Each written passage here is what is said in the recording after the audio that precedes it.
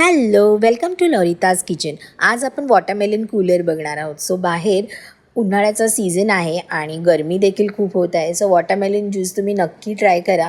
तुमच्या बॉडीला खूप हायड्रेटेड ठेवतं. सो इथे मी वॉटरमेलनला पीसेसमध्ये कट करून घेणार आहे आणि आपल्याला ते ग्राइंड करायचं आहे. आणि वॉटरमेलनचे तुम्हाला फायदे खूप बॉडीसाठी आहेत. आपल्याला हे हार्ट डिझीजपासून प्रिव्हेंट करतं, आपल्या बॉडीला हायड्रेटेड ठेवतं, अँटीऑक्सिडंट्स भरपूर प्रमाणात आहे त्याच्यामध्ये. त्याच्यानंतर आपली इम्युनिटी सिस्टम देखील वाढवतं.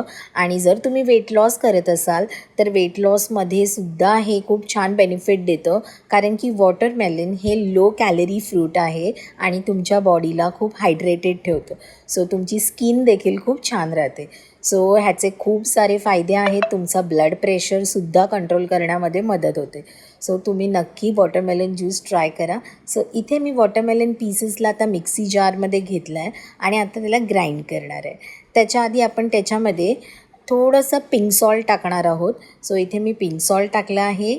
त्याच्यानंतर लेमन ज्यूस टाकणार आहोत 1 टीस्पून आणि 7-8 पुदिन्याचे लीव्स टाकणार आहोत.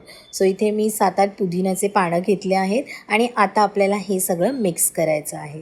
सो इथे मी हे मिक्सी जारमध्ये मिक्स करते आणि मिक्स केल्यानंतर तुम्हाला ते स्ट्रेनरनी स्ट्रेन करून तुम्हाला सर्व करायचं आहे. सो इथे मी त्याच्या आधी ग्लासला थोडंसं सीझनिंग करते.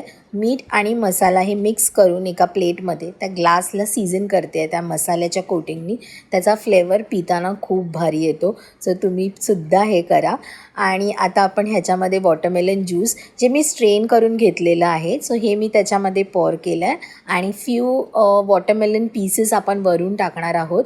सो इथे वरून वॉटरमेलनचे काही पीसेस आपण टाकतो आहे आणि आता आपलं हे वॉटरमेलन कूलर रेडी आहे. सो तुम्ही देखील हे नक्की ट्राय करा. खूप रिफ्रेशिंग आहे आणि ह्याच्यामध्ये खूप सारे फायदे आहेत वॉटरमेलन ज्यूसचे. सो तुम्ही नक्की ट्राय करा. तुम्हाला जर रेसिपी आवडली असेल तर माझ्या चॅनलला लाईक आणि सबस्क्राईब करा आणि कमेंटसुद्धा करा रेसिपी आवडली असेल तर. Thank you for watching my video. Keep supporting. Thank you.